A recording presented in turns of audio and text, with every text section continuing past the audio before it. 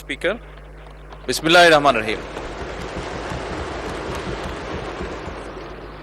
মাননীয় সকল সংসদ সদস্যবৃন্দ, গতকাল বিরোধী দলীয় নেতা একটি প্রস্তাব উপস্থাপন করেছিলেন দেশের চলমান পরিস্থিতি নিয়ে। আমরা সকলেই আলোচনা করে একমত হয়েছিলাম বা একটি বিষয়ে আমরা সকলেই উপনীত হয়েছিলাম মাননীয় স্পিকার, যে এটি একটি বৈশ্বিক প্রবলেম। সারা বিশ্বেই এই সমস্যার তাপ ছড়িয়ে পড়েছে। মাননীয় বিরোধী দলীয় নেতা ওনার বক্তব্যে বাংলাদেশের এটি যে কনসার্ন সেটি এক্সপ্রেস করেছিলেন উনি,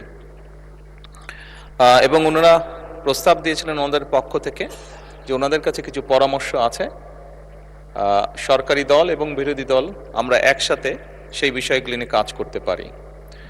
মাননীয় স্পিকার, আমি আমার বক্তব্যে বলেছিলাম বাংলাদেশ জাতীয়তাবাদী দল সকল সময় দেশের স্বার্থে, দেশের মানুষের স্বার্থে যে কোনো আলোচনা যে কারোর সাথে করতে প্রস্তুত রয়েছে।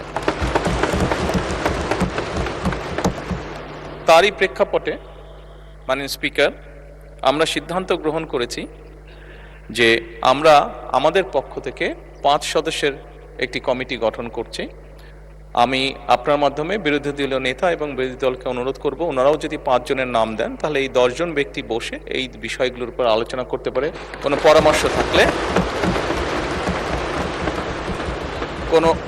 কোনো পরামর্শ থাকলে এই কমিটির মাধ্যমে সেটি সরকারের কাছেও আসলো এবং সরকার সেটার মধ্যে কোনো বাস্তবতা থাকলে অবশ্যই সেটি কার্যকর করার উদ্যোগ গ্রহণ করবে। আমি মাননীয় স্পিকার আপনার সামনেই নামগুলো এখন উপস্থাপন করতে চাচ্ছি আমাদের পক্ষ থেকে এখানে মাননীয় জ্বালানি মন্ত্রী জনাব ইকবাল মোহাম্মদ টুকু, প্রতিমন্ত্রী জনাব অমিত এবং মাননীয় সংসদ সদস্য এবি আশরাফ উদ্দিন নিজাম, লক্ষ্মীপুর 4, মঈনুল ইসলাম খান শান্ত, মানিকগঞ্জ 2, মিয়া নুরুদ্দিন অপু, শরীয়তপুর 3। এই 5 জনকে আমরা প্রস্তাবনা করছি। মাননীয় স্পিকার, আমি বিরোধী দলীয় নেতাকে অনুরোধ করব ওনাদের পক্ষ থেকে নামগুলো যদি দ্রুত আমাদের কাছে দেন তাহলে এই কমিটি দ্রুত কাজ শুরু করতে পারবে। ধন্যবাদ মাননীয় স্পিকার। মাননীয় বিরোধী দলের নেতা। মাননীয় স্পিকার, আপনাকে ধন্যবাদ। মাননীয় প্রধানমন্ত্রীকেও ধন্যবাদ বিষয়টাকে ইতিবাচকভাবে নেওয়ার জন্য।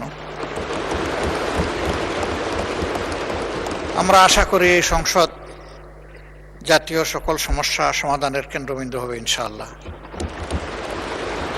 এবং আমরা মনে করি এই সংসদের জন্য এটি একটি নবযাত্রা। এটাকে আমি সাধুবাদ জানাই এবং আমরা শীঘ্রই ইনশাআল্লাহ নামগুলা পেশ করব। ধন্যবাদ সবাইকে।